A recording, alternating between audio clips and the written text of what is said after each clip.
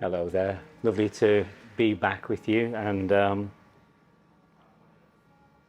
wanted to make a little video responding to the so many amazing comments to the last video, the Say It Louder video.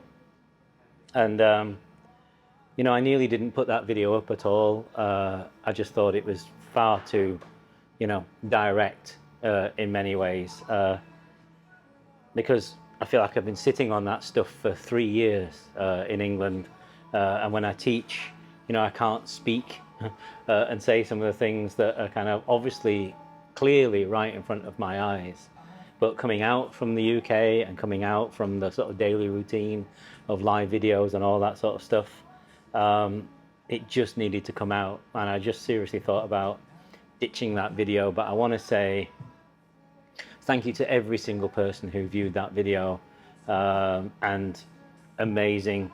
I think it's crossed the 500 mark, which is a lot for me, and to get so many comments from you as well, not just on the YouTube, but on social media, on the Instagram and so on.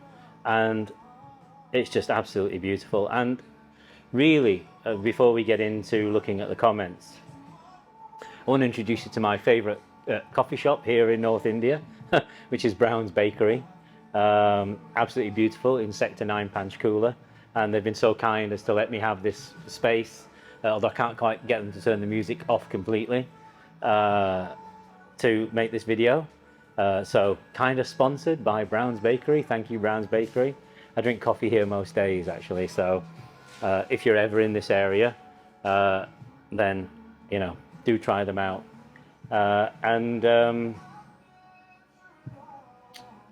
Yeah, I wanted to just sort of speak into a little bit of what I was talking about in some ways, or rather the way that I was talking. You know, it's obvious that I was shaking in that video, and not shaking with rage per se, or anger, although anger is an absolutely natural thing. If you're not feeling something, well, you're dead already, aren't you, you know? And but it's what we do with it is the thing. But I just wanted to really reassure you that in all my work and in that video and wherever you come across me, I'm never speaking from a sense of entitlement. You see this on every platform now, entitle people, and we never question where that basis of entitlement comes from. It's assumed that that person has a right to say those things. I never assume any such thing. I speak and teach, inverted commas and so on, only out of absolute necessity, only because I've been asked to. Those of you who know something of my story know about that, of my journey. But that video was entirely out of necessity. I had no intention of even talking about that stuff when I made that video. I was going to be, here I am in North India, chilling out in a park, drinking a coconut, you know, meditation. You know, it feels like we've been kind of walled in so that we can't say anything. We are compliant through our silence. And even though we feel these things and, you know, are aware of what's going on, we don't speak. We just don't speak. Not only do we not speak, we don't act. Or the actions that we believe are the actions to make when we're in repressed situations like we are, actually don't achieve anything much. And we'll talk about that maybe in this video or another time. And I promise that idea of the silent video wasn't a joke. I've been reflecting on that, and this could have been one actually today. So thank you, bless you. What was absolutely amazing was just how many of you said you feel exactly the same way, but nobody is saying it out loud. We're in this kind of, you know, positional sort of approach to doing things. And before we get into the comments, I wanted just to speak into that a little bit. The way that the world works a lot of the time is, here is position A and here is position B. And then in between that, you get all sorts of things. Only operating on that level, say an A and a B, something like that.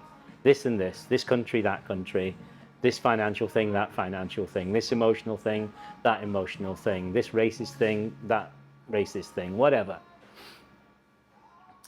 And then what you get is this one reacting with this one reacting with that one, stuff in the middle here, protest, Twitter, social media, saying things, but nothing changes at this level because it's met at the same level. And then you get sort of coercions and things like that. And then you also get a kind of false center. You know, if you look at institutions like the BBC, the Guardian newspaper, any newspaper actually, they either take the positional approach, we are right, they're wrong, or they take this kind of false center in which everybody dies. This kind of false impartiality, that's what it is. The BBC approach, the false impartial approach. And what meditation, yoga, real spiritual practice invites us to do. And we've been conned out of the truth of our spiritual practices by garbage like Western mindfulness, which literally just lets the status quo continue, the kind of stolen version of the practices with the God part ripped out, you know.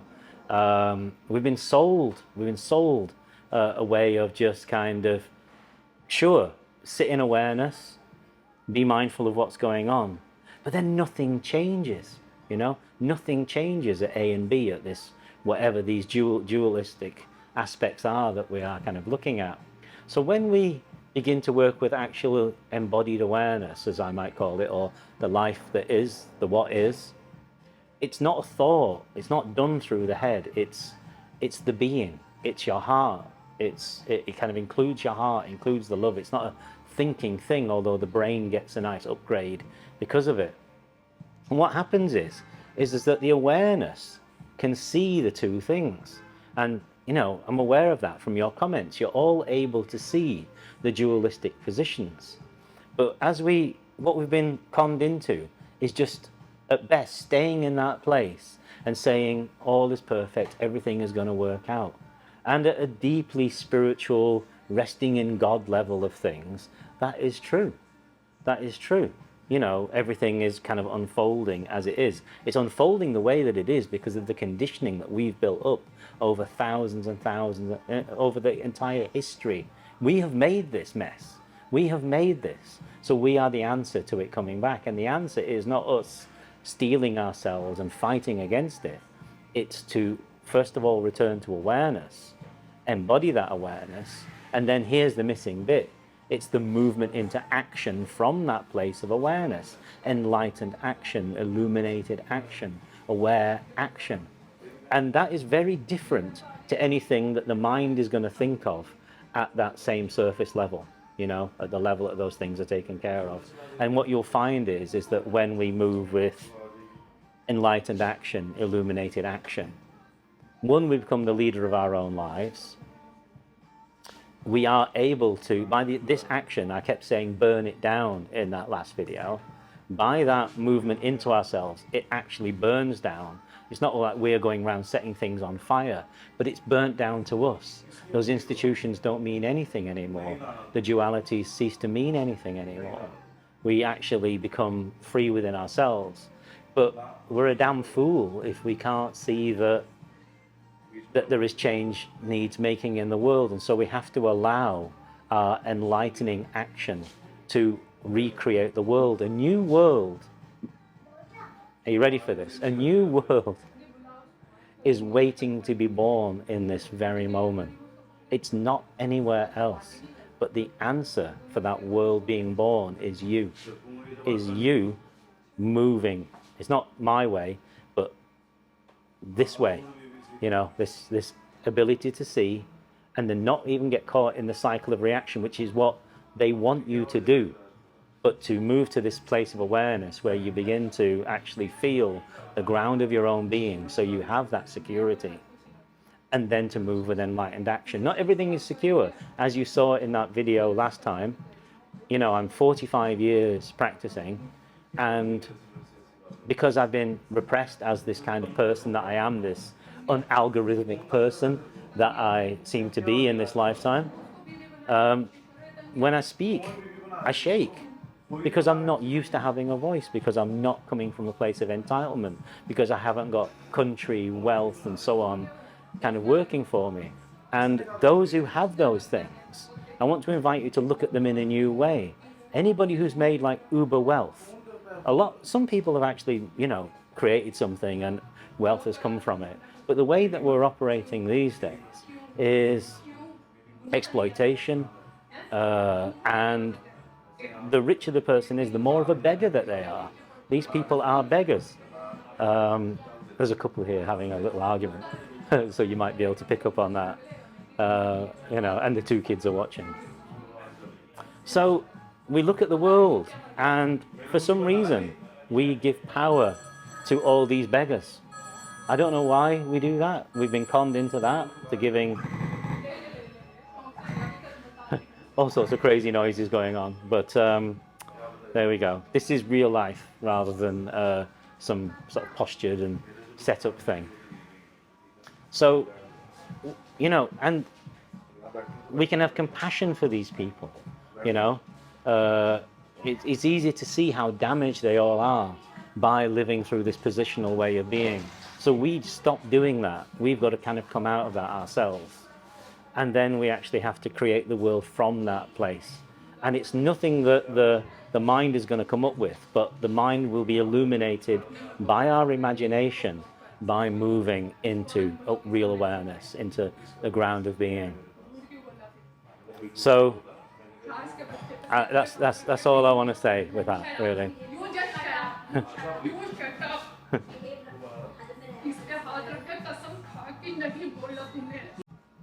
Sorry, I had to actually just stop the video there. The argument got so out of hand that I had to step in and they're talking now. but it was really getting, too much. I'm just keeping an eye. I've asked a few other people outside to keep an eye on what's going on, so they're not actually physically tussling with each other, but they need to have something out. And this is what I mean. We move into positional places, and then the awareness just disappears instantly. It was like a kind of demonstration of that. And then because we lose our ground of awareness, we just get into reaction, right and wrong and things like that. And it's not that you might be right, actually, you might be wrong. And it's okay to say either, that when it's true. But only awareness knows that. We don't know that from here. It has to be seen from a deeper place, which allows for the imagination to see what is possible in a small, tiny way, and then we move into that with our action, So you beautiful person, are the answer. Your action is the answer. Your practice is the answer. We've got to stop waiting on these other people that we've given power to somehow change. These crazy, narcissistic, broken people who literally should be put in the Fletcher Memorial Home for incurable tyrants and kings, and taken care of. That's where they belong. But instead, we give them as we've moved into the sort of neo-feudal sort of part of our history now, whereas countries don't really operate anymore, governments don't really operate anymore. It's just feudal kings and queens, most of who we don't actually know who they are, kind of controlling things with the power that we give them through their wealth. Whereas actually, these are beggars. These are beggars with no consciousness like you have got, no awareness like you have got, and they're not evil because of that, but evil arises because of that kind of level of consciousness. And so we put them in the Fletcher Memorial Home. That's a Pink Floyd reference for those of you who don't know it. And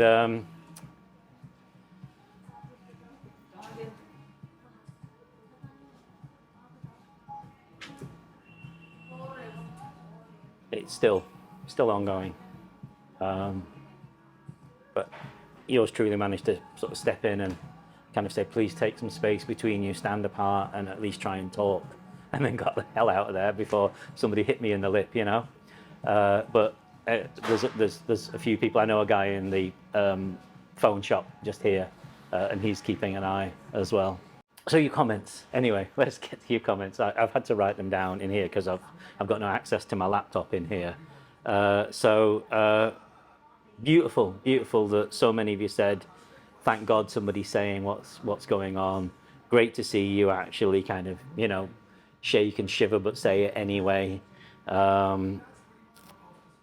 Lisa, Drew, Chrissy, HR, Jake, all of you. I mean, I think there's like something like 50 comments or something now, something like that. And it's just amazing. But, so many of you sort of saying this and actually adding as well. So I invite you to have a read of the comments on that video and comment to the comments and all that sort of thing if you feel like.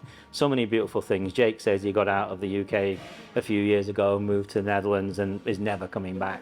And we're actually looking at Netherlands or Germany actually as a possible thing. If we can, as I say, I'm so tired of the algorithm. Whereas if we're on Instagram, we've got to pretend that we're, middle class, wealthy, that we live these lifestyles. I come from poverty. I've managed to make my way forward a little bit, but finances and things don't preclude to sort of free movement on this planet. It's not about visas. They make it look like it's about visas, but if you've got enough money, there are no visas needed. It's really quite interesting how that false layer works. But fortunately, it seems that I can get an Irish passport. So I'm gonna be working on that in the next while, which then opens up Europe to us. So hopefully we'll do that. We'll just sell the house in England and get what we can for it and head out, I think. I know abandoned ship and all that, but it really is not in a good way. HR says, I love the coconut in the park. And she or he, I don't know, actually, feels the need to rest and to recuperate and to grow back into themselves again. Maybe India seems like it's calling. So let me just say to you, HR, that if you feel that, don't wait. I was just saying I've got a little bit of savings and it's running down right now with me being here for 3 months, but it got to the point where I just couldn't keep on going. I had to just take a break. Life here is so much cheaper, and you're not having to pay you're not paying like full on gas and electric and things back in the UK. That will actually pretty much cover your food and lodging and everything here, And if I can help in any way, I mean, we live in North India, in a municipal area, in a city. So if I can advise in any way on how to live in India, ask me questions in the comments, and I'll show you what I can. I'll reply what I can. I'll show you how to take a bath with a bucket. I'll show you how the loos work, far cleaner than the loos in the UK because they're all got bidets on them. I honestly don't understand anymore about loos in Europe and so on. But because it's so much better here. Hospitals work. There's a chemist on every street corner, open till 9 o'clock at night. A lot of 24-hour stuff going on. And what's interesting is we don't live in a tourist area at all. We live, when we're here, we live in just where ordinary people live. And I love that because it's like jumping in at the deep end. And it knocks off all your airs and graces. I've got Tori Hindi, very little Hindi, and I have to, point at things and not shout to be understood, but actually come from a place of presence and so on, Linda, so many of you as well wishing me healing and wishing for healing, and I wish the same for you, all of you. I wish you rest and healing and awareness, every single one of you. And I am much better, as you can see, much better. I've put my ticker on this morning. I've put my kajal on because I like to. I've got my pretty on in my own sweet way. And really the key has been 10 hours sleep a night, sometimes 12. And I sleep like a log here, even though there's lots of noise with India. And meditation, of course. And just getting back to that, what's been really interesting is I'm used to almost having like instant access to what we might call a deeper awareness. And with the build-up of the last 3 years, because it lands on you, you know, it lands on you physically, emotionally, mentally, and it builds like stratum and layers. And of course, the light, the sun of your heart is underneath all of that, but it accumulates. And no matter how much I was practicing and so on, it was still accumulating. And so I've been noticing a kind of thickness in those layers. But I'm happy to report that the sun is I'm feeling the sun within again, which is absolutely remarkable. That's all I wanted, quite honestly, because you can call it what you want, you know, the Holy Spirit, God, the what is, awareness. When you start feeling that sun, then the layers just start dissolving much better. You might need to do some psychological work, of course, to kind of clean it out, but there you go. What's wrong with doing that if you need to do it? Kate sends love, and Kate, my lovely, let's talk really soon. I was having an idea for a retreat to talk about some of this stuff, actually, about maybe the problem of love and moving beyond conditional love or something like that into, you know, Christ consciousness or the love that is, or whatever. So let's have a chat. Let's have a chat soon. Julie says that she wants to listen to this over and over again. And yes, there was a lot in that video to kind of pick up on. But really, you know, what I'm saying in this one about the movement to awareness and action, if I had a teaching to give, it would be that. That would be all, really, that I invite you to do, because I can't insist that anyone do anything. But I invite you to look and see if that's real for yourself. A couple of people said, you don't need to save us. Please understand that I'm not trying to. It's entirely up to you how you go, and you might sort of believe in the stuff that you're working with, or be absolutely really working with it, which is absolutely beautiful and fantastic. I'm not here to try and be right. I'm here just to... This seems to be speaking through me, so I'm just doing that. That's all. Another person says, I agree with you so much, but the time for teachers is over. It's up to us now. And while I agree with you in some ways, I think the old guru system is over. I've never tried to be that. I gave my name back when he gave me one. You know, one day I'll tell you what my guru name would be if I used it, because I was given one. But it just, I literally said, no, you know, this is enough for me. What is enough. And yet, I think while the time for teachers, that kind of teacher is over, and I think while every piece of information, you think anyway, is out there on the internet, there's still a lot of stuff kind of hidden in the Sambhogakaya and in the termas and so on, that to come out through real teachers. I'm very lucky to have had like 3 or 4 teachings come through me in this lifetime that are genuine. And I offer those, you know, as best I can through systems like this, often having to kind of hide them a little bit, but kind of shining a light through them. But, you know, the number of people I come across who feel like they're on the path, but actually they're not meditating. They don't know what meditation is really for. They don't know what yoga is really for. And I think, you know, for someone like me, there's a place to at least introduce people into how to know the ground of your own being, how to begin to work with moving into action with the blockages that you're going to meet. I mean, that's what my book is entirely about. The book that I wrote that came out last year is entirely about that. It's about the blockages and then moving into awareness and then action moving through, and then the blockages that follow. And I actually wrote that book so I don't have to speak so much, actually.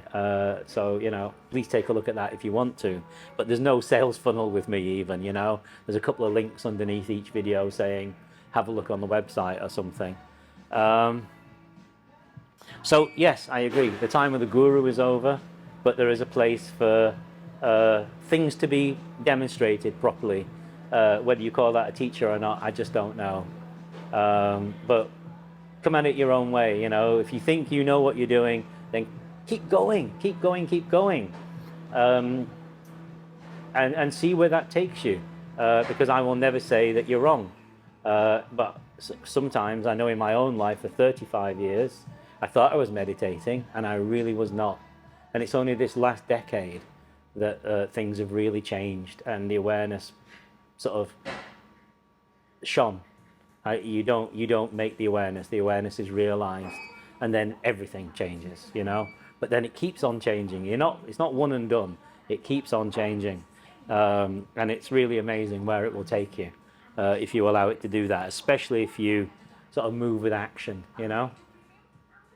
So I just want to close out again by, I think I said this, but then I got you know, not overly involved, but just tried to be an assistance and a space of presence with what was going on with the family next to me, because it was actually getting physical between two people, between a wife and a husband, like a real physical grabbing of each other sort of way that was going to go somewhere that it shouldn't. So I just tried to bring some space into it and just said to them, please, space. So yeah, what do I want to say? Just to close out this video, I want you to burn it down. All that stuff we're talking about, you burn it down. And while that can mean Guy Fawkes like burning down of the Houses of Parliament or whatever, or kind of actually kind of reducing institutions to rubble because actually we're only sustaining them because of the institution, whatever that sets itself up as the overlord of us, you know, they do need taking down. But the way we take it down is not necessarily through a kind of a violent action or a kind of just standing protesting, but actually all that we're doing is showing those people who think they have power that they actually have power, because we're just protesting them, asking them to change, asking them to be conscious when they can't. They just can't be conscious. They haven't got it in them. They need, you know, homing in padded rooms. There, yes dear, you are rich. Yes you are.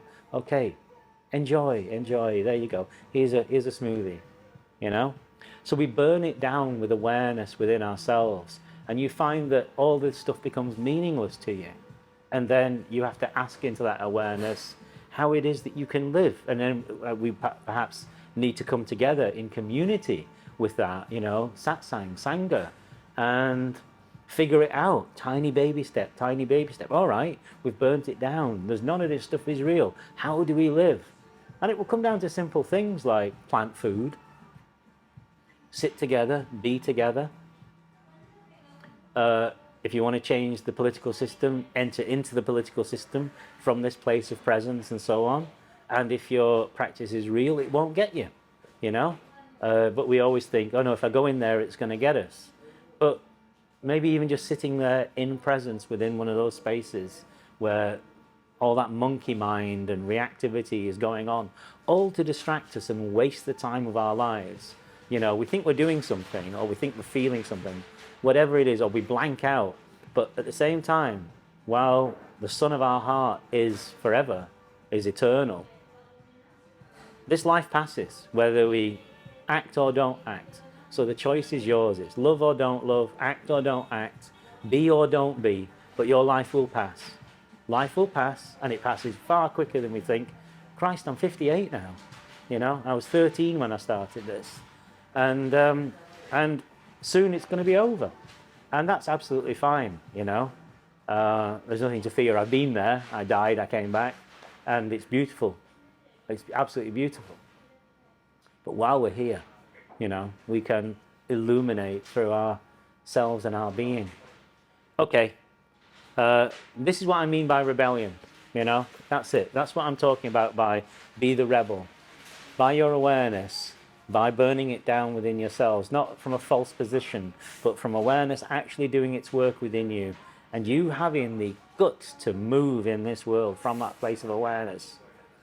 That's the truest rebellion that there is.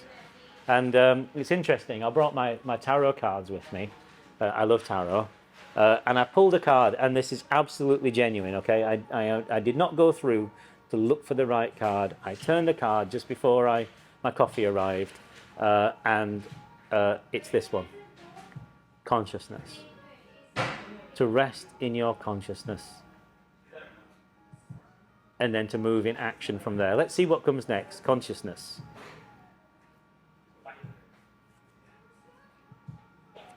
Moves us beyond controlling mind.